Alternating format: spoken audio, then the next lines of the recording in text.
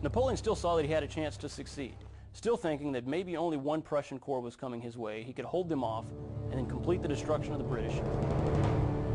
If Napoleon can act quickly, he may be able to destroy Wellington's army before the Prussians arrive.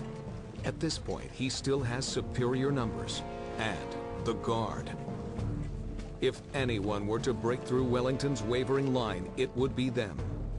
Napoleon orders 4,500 of his finest soldiers to march straight up to the British lines. 20 years of fighting, they had never been defeated. He committed those soldiers to the front to attack again into the British right center. And now, Wellington gives a surprising order. He tells a large number of his troops to lie down behind the ridge. The British load their cannons with double loads of canister shot. Canister shot is a canister filled with balls, and it's used against close-range targets. It is essentially a shotgun round. As the Old Guard march toward the ridge, they get a taste of British artillery. Fire!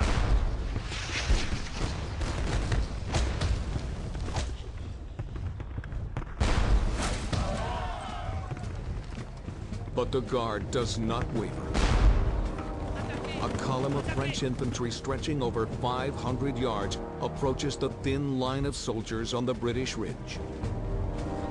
As they near the crest of the hill, the firing begins. The first line of British soldiers is easily defeated.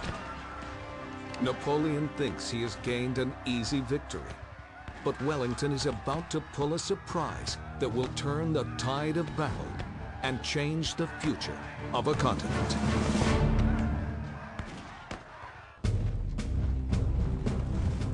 Napoleon has ordered his most elite fighting force, the Old Guard, to take the British ridge. But Wellington has a surprise for the French.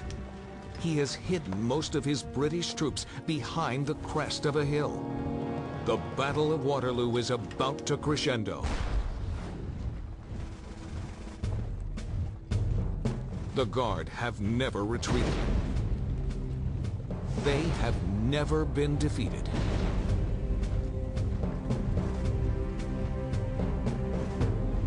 As they approach the British line, the first shots are exchanged.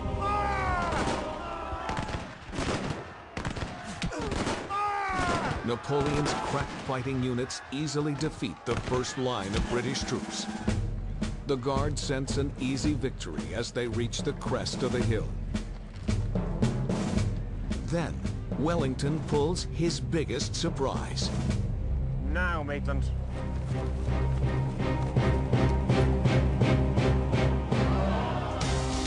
"1,400 British infantrymen stand up at once.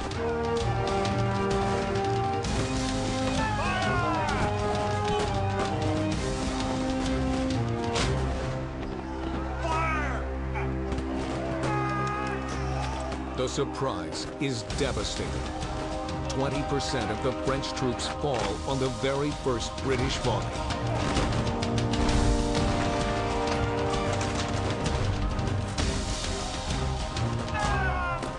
Then at the crucial moment, the command was given by Wellington. With the raising of his hat, he ordered his entire army to advance, bayonets forward. For king and country! Though many of the Guard hold their ground, many others do something they had never done before. They turn and run.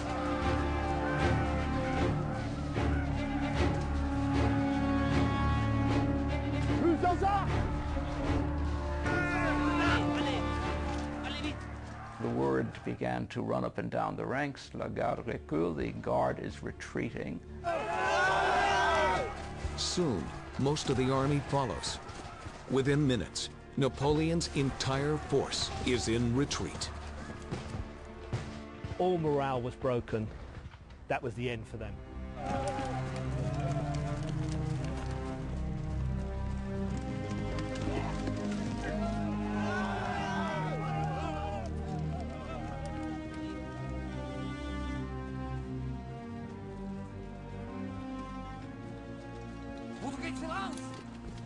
Votre Excellence!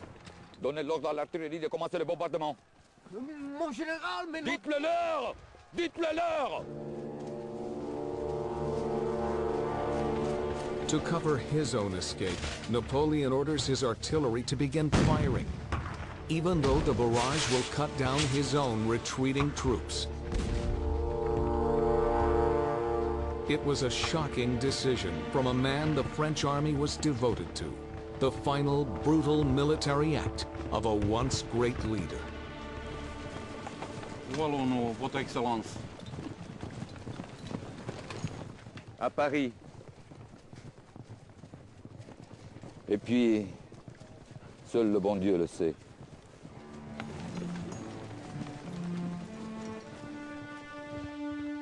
After 9 brutal hours, victory finally belongs to the Allies, but at a terrible cost.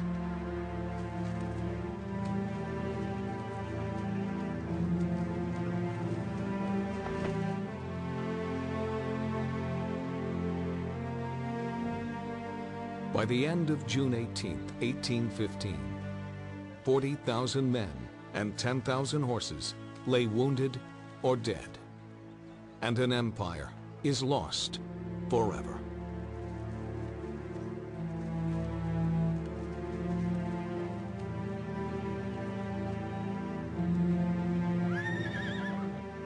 If there is a lesson to be learnt from the Battle of Waterloo, for the commander, it is that you must know and understand your enemy. And don't fight until you're absolutely ready to fight. Marshal Michel Ney was arrested by the newly restored French monarchy. He was charged with treason for betraying the king and executed by firing squad. Blücher retired after Waterloo, living another 4 years with the distinct pleasure of knowing he had ended the career of his hated enemy. Wellington became one of the most popular and powerful men in Britain, using his victory at Waterloo to eventually become the Prime Minister of England. Napoleon surrendered himself into the hands of the British authorities. He asked for sanctuary, hoping to live as a private gentleman, as a guest of the British people. Instead, the Allies exiled Napoleon to the most remote island in the Atlantic, St. Helena.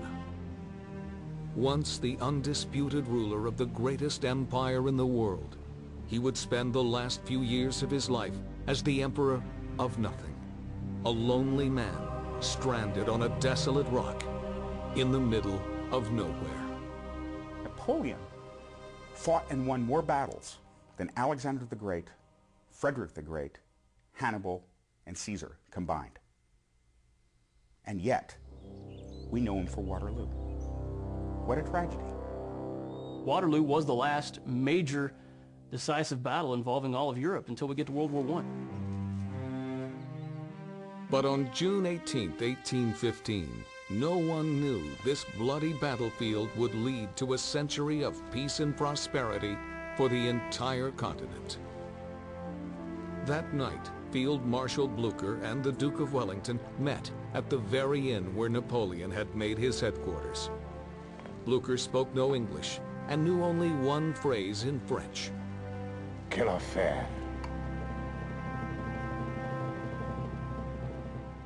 On June 18, 1815, an entire continent was changed. The European empire of Napoleon Bonaparte had been decisively crushed, and a single battle forever became a metaphor for final defeat. A battleground called Waterloo.